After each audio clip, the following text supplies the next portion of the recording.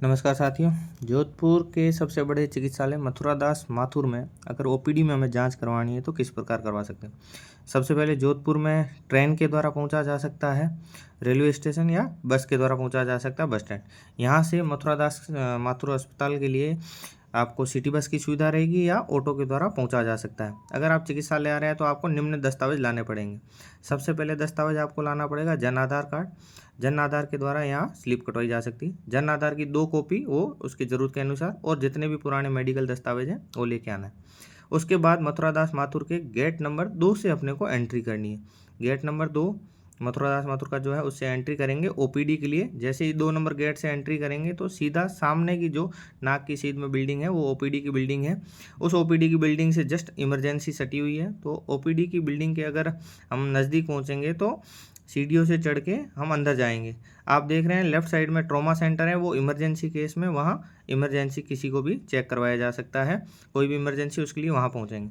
जैसे हम इस सीढ़ियों से इसके अंदर पहुँचेंगे तो यहाँ विभिन्न ये जो ओपीडी स्लिप के काउंटर बने हुए हैं, यहाँ हम ओपीडी की पर्ची कटवाएंगे। तो पर्ची किस प्रकार से मिलेगी हमें, जो ये पर्ची का फोटो आ रहा है इस प्रकार की हमें पर्ची मिल जाएगी।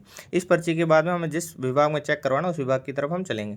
यहाँ विभिन्न प्रकार के जो विभाग है वो 3 फ्लोर पे हैं। प्रथम तल, द्वितीय तल और तृतीय तल पे विभिन्न विभाग है। तो जिस हिसाब से जिसको दिखाना उस विभाग पे हम जाके चेक करवा सकते हैं। अभी हम नॉर्मली मेडिसिन विभाग का मैं बताऊंगा। मेडिसिन विभाग के लिए आपको क्या, जहाँ पर्ची कटवाई है उससे थोड़ा सा लेफ्ट में चल के सीधा राइट हो जाएंगे। यहाँ से ये लेफ्ट हो गए, अब यहाँ से हम राइट हो जाएंगे इस कॉरिडोर में। इस कॉरिडोर के सबसे लास्ट में जो लेफ्ट साइड में है वो मेडिसिन विभाग है, और मेडिसिन के जस्ट पास में ऑर्थो विभाग है। अगर हम सबसे पहले जाते हैं मेडिसिन विभाग में, तो मेडिसिन विभाग से पहले आपको मैं अभी एक डीडीसी 26 नंबर, डीडीसी मतलब दवाइयों का काउंटर है 26 नंबर, वो दिखाऊंगा।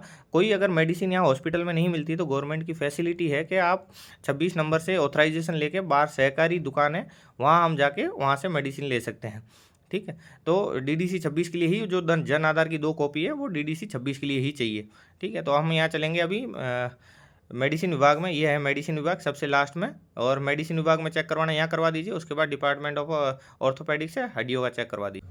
पर्ची लेके हम डॉक्टर के पास पहुंचते हैं। डॉक्टर ने जो नंबर 1 पे लिखा है ये प्रिस्क्रिप्शन लिख दिया कि आप ये जांचें करवा दीजिए। जैसे डॉक्टर को दिखाएंगे, बाहर आएंगे डॉक्टर को दिखाने वाले रूम से, तो हमें जो नंबर 2 लिखा है यहाँ पे रजिस्ट्रेशन नंबर लिखवाना होगा। वहाँ नर्सिंग असिस्टेंट बैठेंगे और नंबर डाल देंगे। नंबर 3 पे हमें पूछताछ जो इंक्वायरी काउंटर है ओपीडी स्लिप के पास में, वहाँ इसकी स्टाम्प लगवानी। रजिस्ट्रेशन करवा के बाहर आते हैं तो बाहर आते ही सामने आई डिपार्टमेंट है और आई के साइड में लेफ्ट साइड है। अगर हमने रजिस्ट्रेशन करवा दिया, हमें ब्लड टेस्ट वगैरह करवाने हैं या मेडिसिन लेनी है तो उसके लिए अलग प्रक्रिया है। अगर हमें मेडिसिन लेनी है, कोई ब्लड टेस्ट नहीं है, तो हम यहाँ देखेंगे ये पुरुष और महिला की लाइन है। जैसे ही बाहर निकलेंगे वहाँ मेडिसिन काउंटर पर ले लो, यहाँ ईसीजी करवानी थी ईसीजी, और ये डीडीसी 26 है। अब हम जाते हैं, कोई ब्लड टेस्ट लिखा है तो ब्लड टेस्ट करवाने के लिए हमें क्या करना पड़ेगा, केस काउंटर से केस रिसिप्ट कटवानी पड़ेगी। उसके लिए जहाँ हमने ओपीडी स्लिप कटवाई है उसके जस्ट सामने केस काउंटर है। उस केस काउंटर से हमें क्या करना पड़ेगा, जो जांचें लिखी है डॉक्टर ने उसकी केस रिसिप्ट कटवानी पड़ेगी। केस रिसिप्ट एक रजिस्ट्रेशन नंबर है जो आपकी जितनी जांचों से संबंधित है। यहाँ हम केस काउंटर पे पहुँचेंगे, या महिला और पुरुष की लाइनें हैं। आप यहाँ से उसको डॉक्टर ने जो लिखा है वो रिसिप्ट दे दो, और डॉक्टर इस पर वो जो यहाँ कंप्यूटर ऑपरेटर है वो आपको एक केस रिसिप्ट निकाल के दे देगा। कोई चार्जेज नहीं है यहाँ पे, ये आपको ब्लड टेस्ट के लिए रजिस्ट्रेशन नंबर दे देगा।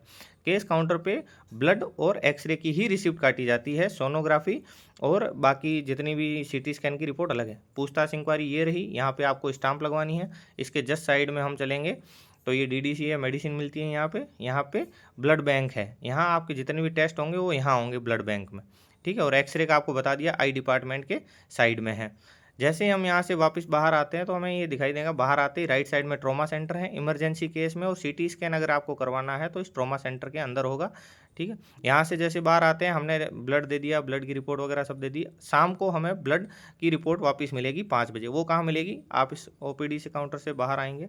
बाहर आते ही आप देखेंगे, अब ये राइट साइड की बिल्डिंग है, लेफ्ट साइड में मैं आपको बताऊंगा डायग्नोस्टिक। लेफ्ट साइड में जो डायग्नोस्टिक विंग है इसमें आपको सोनोग्राफी की केस रिसिप्ट करवानी है और सोनोग्राफी की नंबर लगवाना है जो भी आपको जिस डेट को मिलेगी।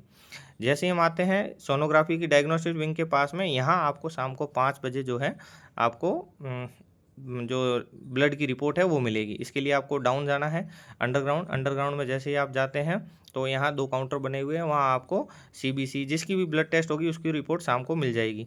सीबीसी वगैरह की रिपोर्ट सेम डे मिल जाती है। बाकी जो भी आपका थायराइड वगैरह की है उसको 2-3 दिन लगते हैं। ये 2 काउंटर हैं, आपको यहाँ पे जो रिपोर्ट है वो मिल जाएगी।